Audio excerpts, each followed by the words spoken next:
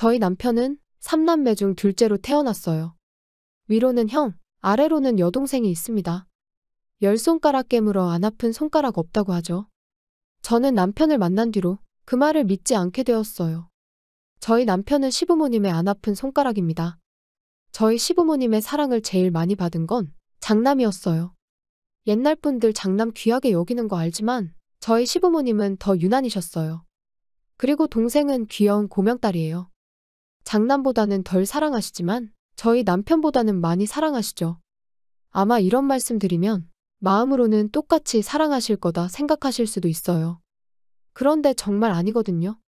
남편 본인이 자기 입으로 이런 말을 할 정도입니다. 자기는 어렸을 때 주워온 자식인 줄 알았대요. 너무 형하고 여동생만 챙기니까 자기가 주워온 자식이라 챙겨주지 않는 줄 알았대요. 근데 남편이 어머님, 아버님을 고루고루 닮았어요. 한쪽만 닮았으면 친척집엔가 싶을 수도 있는데 정말 반반 똑 떼왔다는 말이 너무나 잘 맞는 외형입니다. 하지만 아무리 둘째가 부모를 닮았건 셋째가 고명딸이건 아주버님 앞에서는 명함도 못 내밀어요. 저희 시부모님께서요. 아주버님 결혼하실 때 서울에 있는 아파트를 빚 하나 없이 해주셨어요. 그래서 아주버님은 지금도 서울에 사세요. 저희는 서울 외곽인 경기도에 전세로 살고 있거든요. 전세금이라도 해줬으면 고마운 거 아니냐 하실 텐데. 전세금 중 일부만 시부모님께서 해주신 거고 나머지는 친정 그리고 대출 받았어요. 그리고 신우는 결혼할 때 혼수 다 해주셨습니다. 금전적으로 차별하시는 건 이렇다 말씀드릴 수 있고 또 언행으로도 많이 드러나시는 편이에요. 저희 아주버님은요. 양복 입고 회사 다니세요. 저희 남편은 유니폼 입고 공장으로 출근합니다. 그래서 저희 시부모님의 자랑거리는 오로지 아주버님 뿐이에요. 저희 남편이 공부에 취미가 없었던 건 맞습니다. 하지만 직업에 귀천이 있나요? 저희 남편 열심히 일해서 돈도 잘 벌어요. 비록 공장이지만 직장 내에서도 인정받고 기타 수당까지 합치면 급여도 적지 않습니다. 한 번쯤은 기특하게 생각해 주실 법한데 저희 시부모님께 둘째 아들이 있는 걸 모르는 사람도 꽤 많았어요. 아예 말을 안 하니까 몰랐던 거죠. 신우 얘기는 가끔 하시고 저희 남편 얘기는 아예 안 한다고 보시면 돼요. 그래도 옛날 분들이니까 하는 마음으로 이해하려고 했어요. 그래도 자식인데 어느 정도 애정하는 마음이 있겠지 하고요. 그러다가 남편과 제가 시댁에서 아예 정을 떼게 된 일이 있었어요. 저희 아이가 다니던 학교에서 문제가 있었습니다. 학교에서 힘이 세던 친구와 마찰이 있었던 모양인데 그 후폭풍이 온 거죠. 왕따라고 하죠? 제 입으로 내뱉기도 가슴 아픈 말이지만 저희 아이가 왕따를 심하게 겪었습니다. 저는 아이가 상처받지 않기를 바라는 마음에 이사까지 하게 되었어요. 조금 급하게 이사를 하게 되었는데 금전적인 문제를 피할 수가 없었어요. 그때 염치불구하고 친정과 시댁에 부탁을 드렸어요. 조금이라도 도와주십사 하고요. 친정에서는 도움을 받았고 시댁에서는 돈이 없어서 도와줄 수 없다는 답변을 들었습니다. 하지만 저희가 부모님들께 도움을 받는 것이 당연한 일이 아니잖아요. 여유가 없으면 도와주실 수 없죠.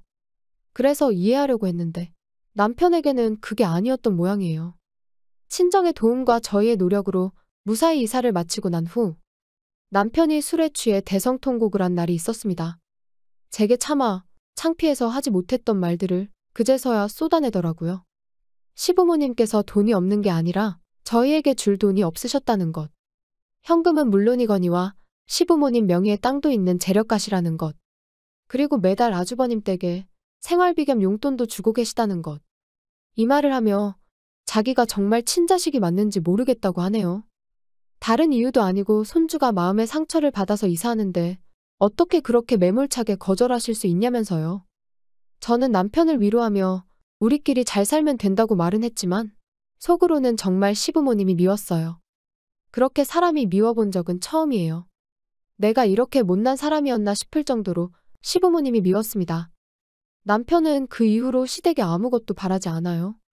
가끔 찾아뵙고 인사도 드리지만 예전처럼 서운함에 우는 일도 없고 그저 담담한 마네킹이 된 것 같았어요. 시댁에서만요. 원래 그런 사람이 아니었거든요.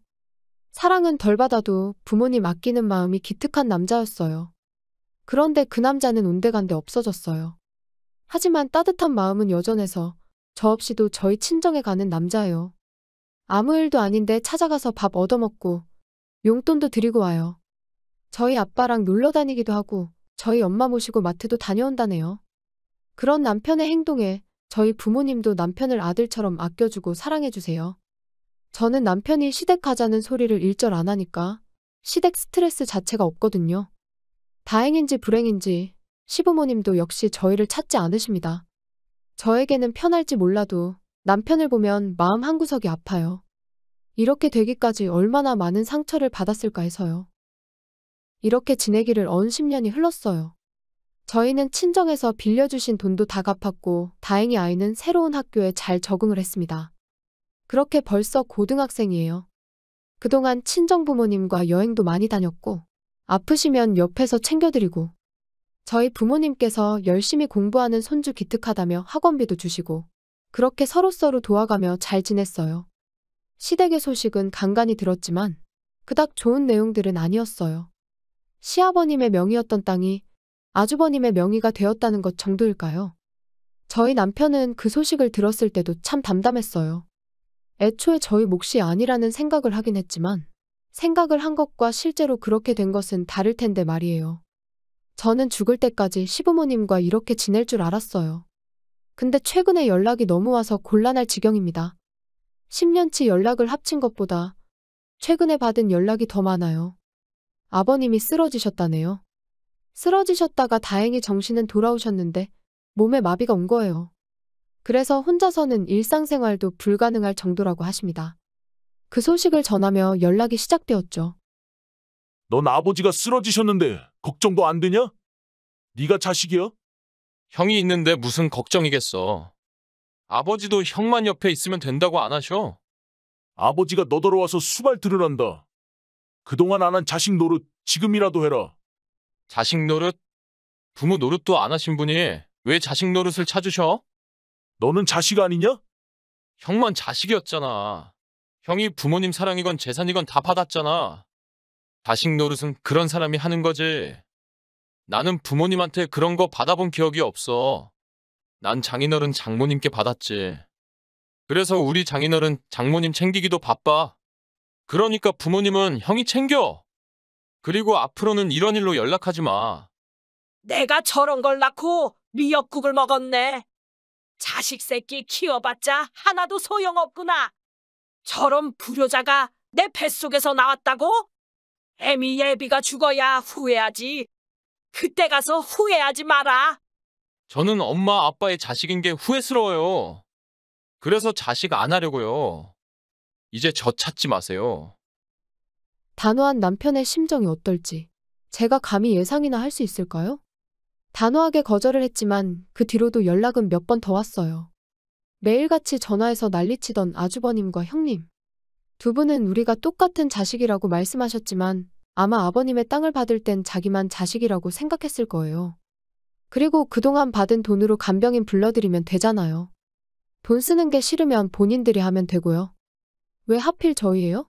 저희가 그동안 받은 게 뭐가 있다고요? 그리고 신우한테도 연락이 왔어요. 신우가 그러더라고요. 어머님하고 아버님하고 아주버님 내외하고 모여서 저희 욕을 그렇게 한대요. 간병 못하고 돈도 못 내놓겠다는 첫째 오빠랑 새언니한테는 나쁜 말 하나도 안 하시고 저희만 그렇게 욕하신대요. 신우가 듣다 너무한다 싶어서 그러니까 진작 자식들 차별하지 말고 잘해주지 그랬냐고 했답니다. 첫째 오빠한테 재산 다 물려주고 봉양은 둘째 오빠한테 받는 거냐고요. 그래서 신우도 쫓겨났대요. 너도 걔네랑 똑같은 년이라고 집에서 쫓아내셨대요. 신우도 열받았는지 이젠 자기도 본가 안 갈 거라고 하네요. 이렇게까지 하시는 것 보니 아마 눈 감으실 때까지 본인들 잘못 인정 안 하실 것 같아요. 착한 저희 남편은 진작 먼저 손을 내밀어 줬다면 두 분 용서했을 거예요. 그 10년이 넘는 세월 동안 등 돌리고 사셨으면 가실 때까지 등 돌린 채로 가셔야죠. 저희 남편은 이 모든 일이 없었던 일인 것처럼 지내고 있어요. 겉으로는 아무렇지 않아 보이지만 그 속은 어련할까요? 가족인 제가 아무것도 해줄 수 없는 게 가슴이 아파요. 다만 남편이 괜찮아질 때까지 묵묵히 옆에서 기다려줄 생각입니다. 제가 남편의 속을 감히 어떻게 헤아릴 수 있겠어요. 그저 옆에 있어주는 것만으로도 남편에게 큰 힘이 되겠죠. 기분 전환 겸 여행이라도 다녀올까 싶어요.